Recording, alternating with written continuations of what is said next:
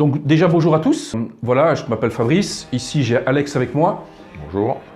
Et alors voilà, donc on va un peu vous raconter un peu de l'histoire, en gros, grosso modo, de Alex. Alex qui est tombé d'un toit assez haut. Et comment a-t-il fait, lui, pour remonter la pente, pour s'en sortir? Alors il va nous expliquer un petit peu ça et on voir un petit peu son parcours pour voir comment ça s'est passé, qu'est-ce qui s'est passé à la base, comment il a vécu ça pendant sa convalescence et comment est-ce qu'il a su se relever aujourd'hui, parce que comme vous le voyez, il n'a pas l'air d'avoir eu quelque chose dans le passé.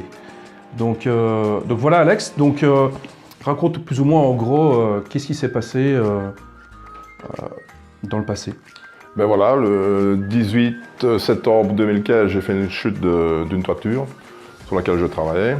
Donc j'ai chuté lourdement et s'en est suivi une hospitalisation avec des conséquences assez graves. Une hanche artificielle, 3 fractures du bassin, des broches dans le bras, traumatisme crânien, enfin quand même pas mal de dégâts physiques. Et donc tu es tombé de combien de mètres alors Alex? Je suis tombé de plus ou moins 10 mètres. Ils ont mesuré 10 mètres 40 au-dessous de la corniche. Ah oui d'accord, quand même, c'est déjà quand même conséquent. Hein. C'est l'équivalent de 3 étages. Ah oui, ok. Et puis bon, voilà, s'en est suivi une longue période d'hospitalisation, 12 semaines, couché. Comment tu vis toi? Parce que toi tu es quelqu'un, de ce que je vois en tout cas, tu es quelqu'un qui s'entretient, quelqu'un qui aime la vie. Hein. Ah oui, ça j'aime bien. Voilà, donc comment est-ce qu'un gars comme toi, comme ça, qui tombe d'un toit, comment est-ce qu'il perçoit ça? Je veux dire que voilà, il est couché dans le lit, il reprend conscience de ce qui s'est passé. Qu'est-ce qui se passe dans ta tête à ce moment-là? Il se passe que quand tu es en pleine forme, en pleine santé, voilà, tu passes de l'état, entre guillemets, d'un pitbull, pour donner l'exemple, à un caniche. Voilà. Ah oui. Psychologiquement, c'est ça, parce que tu es dépendant de tout le monde, tu es dépendant de plein de choses, tu n'as plus d'autonomie, tu dois agir par... tu dois... Dépendre de quelqu'un, c'est ça? De quelqu'un, et ça, c'est très... Voilà, psychologiquement, comment t'arrives, comment tu l'encaisses ça? Qu'est-ce que tu te dis, toi, à ce moment-là? Comme tu dis, hein, donc je reprends tes termes, de passer d'un pitbull à un caniche, qu'est-ce qui se passe dans ta tête à ce moment-là? Tu penses que la vie va s'arrêter? Tu penses que tu ne retrouveras plus ta mobilité d'avant? Oui, oui. Tu penses beaucoup que tu vas être fort diminué, parce que bon, les médecins sont quand même... ils ne prennent pas de risque, hein, ils ne vont pas dire oui, tu vas recourir demain, donc ils... C'est plus en défensive, ils freinent un petit peu. Ouais. Alors dans tes visites, tu as des amis qui sont « Ah oui, gros, ça va aller, bazar », et tu en as d'autres malheureusement, ça c'est pour tout le monde. Apparemment tu marcheras plus, tu seras plus t'entraîner, tu pourras... Donc... Oui, il faut encaisser tout ça. Il faut encaisser, oui, voilà. Oui. Et puis bon, comme j'avais dit, j'avais une relation de couple à l'époque qui est tombée à l'eau aussi à cause de ça. Ok, ça veut dire qu'une relation de couple qui est tombée à l'eau, ça veut dire quoi en gros? Ça veut dire que la personne avec qui j'étais n'a pas supporté, qu'elle a préféré rompre à ce moment-là, donc on va dire que psychologiquement c'est encore plus dur. Oui, c'est encore un coup, tiens, t'en as pas eu assez, voilà, tiens, je vais encore une fois. Mais encore une fois, je dis malheureusement c'est une bonne chose.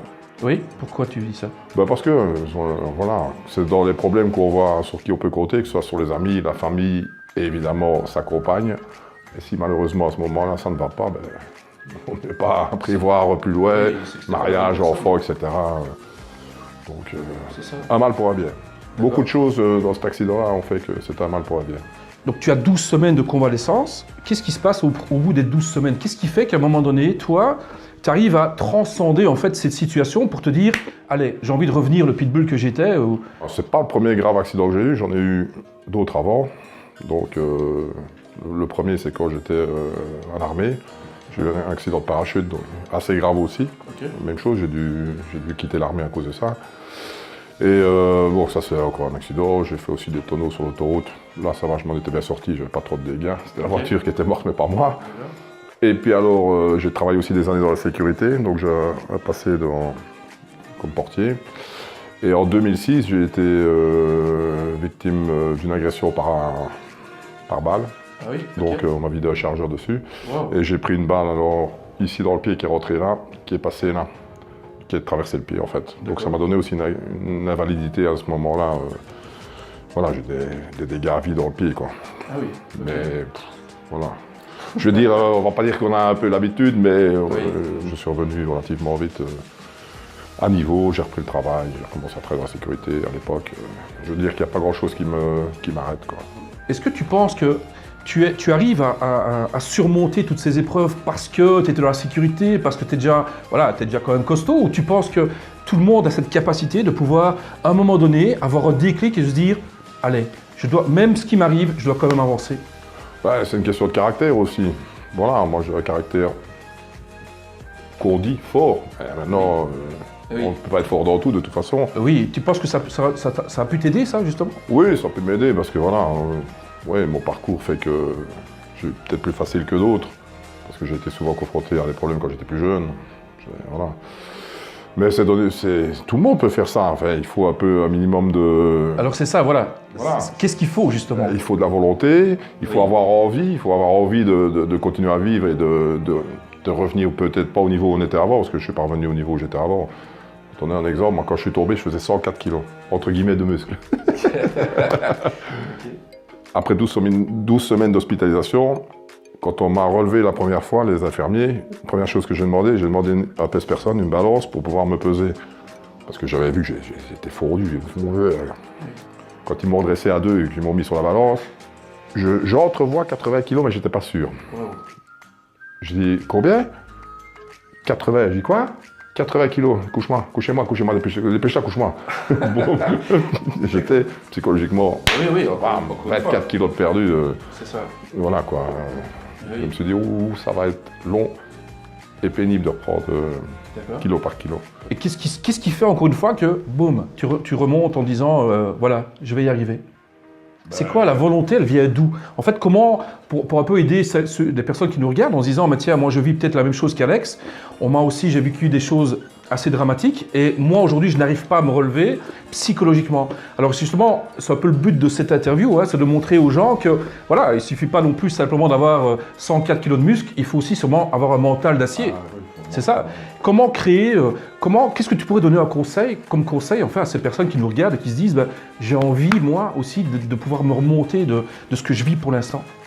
Il faut avoir envie de profiter de la vie, parce que bon, moi je suis tombé, j'ai 50 ans maintenant, j'en avais 47 quand je suis tombé, donc 47, t'es encore relativement jeune, entre guillemets. Oui, t'as envie de profiter, je veux dire, même limite, tu commences à profiter, t'as atteint une certaine maturité que tu n'avais pas avant, tu te dis, voilà, j'ai encore des choses à faire, j'ai encore des choses à voir, parce que moi je voyage quand même pas mal aussi depuis, donc voilà.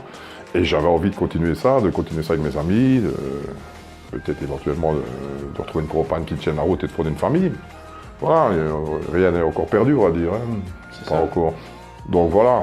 Tu crois que donc c'est ça en fait finalement, tu crois que c'est la détermination de vivre et de vivre des choses encore dans sa vie qui permettent de te faire avancer. La vie ne s'arrête pas à 47, ni à 50, ni même à 60. Elle s'arrête quand elle doit s'arrêter. Mais entre-temps, il faut essayer d'avancer. Il faut vouloir avancer aussi, de toute façon. Il y a des gens qui sont peut-être plus négatifs, qui subissent et qui ne... Voilà. Mais moi, j'ai pas été élevé comme ça et la vie a fait que... Voilà quoi. Oui. Et qu'est-ce qu'aujourd'hui, toutes ces épreuves ont changé dans ta vie, quoi? Oh, ben, je suis plus ouvert maintenant aux gens, je suis plus... je suis plus altruiste maintenant, okay. Tu vois. Donc le don de soi, d'aider les autres, en fait, comme ce que tu fais aujourd'hui, finalement. Voilà. Avant, j'étais plus... on est un peu plus égoïste, entre guillemets, parce qu'on ne se rend pas bien compte. Les situations font qu'on n'a pas vécu certaines choses. On pense plus à soi, ou voilà, on est plus limité, quoi. C'est ça. Maintenant, moi, suite à mon accident, je suis parti d'humanitaire à Madagascar. Oh, ah oui, ok. Que tu n'aurais pas fait avant, tu penses? Non, je serais allé en vacances, j'y étais allé en vacances. D'ailleurs, c'est pour ça que quand l'opportunité s'est présentée de faire un truc là, j'y suis allé, parce que j'avais déjà vu Madagascar et la pauvreté. Ah oui. Vraiment, la pauvreté, la vraie pauvreté. D'accord. Je suis parti 3 mois là-bas, donc là, j'ai vécu une belle expérience avec des gens vraiment agréables, etc. Moi, j'ai participé à la construction de 2 puits dans des villages de pêcheurs. Ça, c'est les trucs les plus pauvres. Là. On a de la rénovation de routes pour arriver au village, pour les secours en cas de trucs, parce qu'il y a eu un cas dramatique, c'est un gamin qui a fait une péritonite, ou un truc comme ça. Ils n'ont pas pu le sauver parce qu'on ne savait pas le transporter du village. Ouais, il n'y avait pas d'accès. Donc, le temps qu'il arrive, il est malheureusement décédé. Donc on a remis une route en état, ça c'était assez dur parce que moi à ce moment-là, je n'étais pas encore opéré de la hanche, donc j'étais toujours avec ce problème-là. Et là, je peux dire que j'ai quand même un peu souffert physiquement, que la chaleur déjà, mais alors la douleur aussi. Mais voilà. Oui, parce que comme tu me disais tout à l'heure, en fait, il y a eu ton fémur qui est rentré en fait dans ta Ça m'a explosé la hanche et on n'a pas pu opérer de suite, donc j'ai traction pendant des semaines avec la tige dans le genou, traction pour retirer au maximum. Mais alors il me manquait 18 mm sur la jambe. Donc avant l'opération, j'avais une jambe, quand j'étais assis, j'avais un genou qui était là et l'autre qui était ici. Et le pantalon, même chose, un qui était là et l'autre qui était là. Parce que 18 mm, on ne se rend pas compte, mais c'est énorme. C'est toutes les 6 à 8 semaines chez l'ostéopathe pour se faire craquer parce que c'est vraiment. On m'a opéré le 15 novembre l'année passée, donc ça fait. Et maintenant, ben, c'est ok. Je dois encore récupérer un peu de masse dans les jambes parce que c'est des opérations qui mangent beaucoup. Mais voilà, ça reviendra, même chose. C'est ça. Tout ça parce qu'il y a cette force de volonté de vivre, de profiter de la vie. Et pour profiter de la vie, ben, il faut être quand même en bonne santé. Donc. Puis moi, j'ai toujours fait du sport, donc je pense que j'arrêterai quand je serai mort.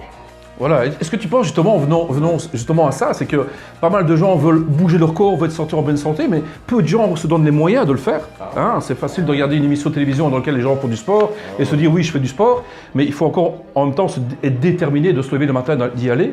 Et quelque part, c'est un peu ce message aussi, c'est se dire voilà, j'ai envie de vivre, mais je n'attends pas qu'on fasse les choses pour moi. Ah oui, non, il faut les faire soi-même, les choses. Hein.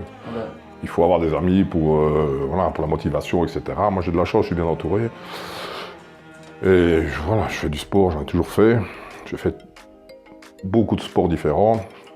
Tu crois que justement, c'est en partie grâce à ça qu'aujourd'hui tu es revenu là où tu étais avant? Oui, je pense, à cause du sport. Mon passage à l'armée a fait aussi que, bon, l'armée à l'époque, c'était quand même quelque chose, surtout dans les paras. Donc, le caractère, voilà, c'est développé. Et voilà. Et dans le bâtiment, parce que j'ai travaillé des années dans le bâtiment, c'est la même chose, il faut du caractère pour le bâtiment, ouais, il faut travailler par tous les temps, il faut supporter la mentalité aussi dans le bâtiment. Voilà, je veux dire. Donc là maintenant, voilà, pour aussi passer un message à ceux justement qui n'ont pas été à l'armée comme toi, ceux qui ne font pas du sport, etc., qu'il y a quand même possibilité de quand même s'en sortir, parce que tout le monde a un cerveau et tout le monde est capable aussi de s'en servir, évidemment. Il faut pas naître avec un cerveau spécial. Je crois que son cerveau, on se le développe, on se le forge soi-même. Et finalement, c'est un peu ça quelque part. En tout cas, je ne sais pas si tu me confirmes ce que je dis. Oui, c'est ça, oui. Voilà. Les expériences de la vie, puis le caractère propre à chacun fait que il y en a qui vont se relever, il y en a qui vont rester couchés, il y en a qui vont. Voilà quoi. Ok, c'est cette envie de vivre qui te permet d'avancer et de faire un pas de plus supplémentaire. Et puis ce qu'il y a aussi, c'est que j'ai des amis, j'ai un ami particulier, Christophe Satas, je ne sais pas si tu as entendu parler, qui était sorteur au 66 à Verviers, qui a fait un grave accident de moto il y a 2 ans maintenant. Oui, c'est après moi lui. C'est 1 an après moi, donc il y a 2 ans lui. Et malheureusement, il en est resté paralysé.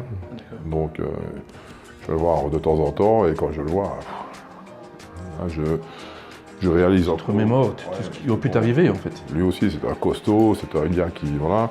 Et puis baf, là, il est en chaise roulante, et malheureusement, je suis pas très croyant, donc, mais je suis quand même allé mettre un cierge à ma nœud. Le chirurgien m'a dit, j'irai, je dis, j'ai mis quelques mois à y aller, mais j'y suis allé, oui. Voilà. Ok, alors, donc je te remercie Alex pour ton témoignage. J'espère que voilà, vous vous êtes retrouvés dans son témoignage et que grâce à ce qu'il a dit, ça va pouvoir aider, si ce ne serait-ce même qu'une seule personne à se relever et d'avancer comme toi tu l'as fait. Eh bien, à ce moment-là, je pense que le message est passé et qu'on a gagné quelque chose. Donc, est-ce que tu veux dire un mot de la fin à des gens qui nous écoutent, des gens qui n'ont peut-être pas fait du sport comme toi et qui vivent une situation assez dramatique? Qu'est-ce que tu leur dirais pour pouvoir...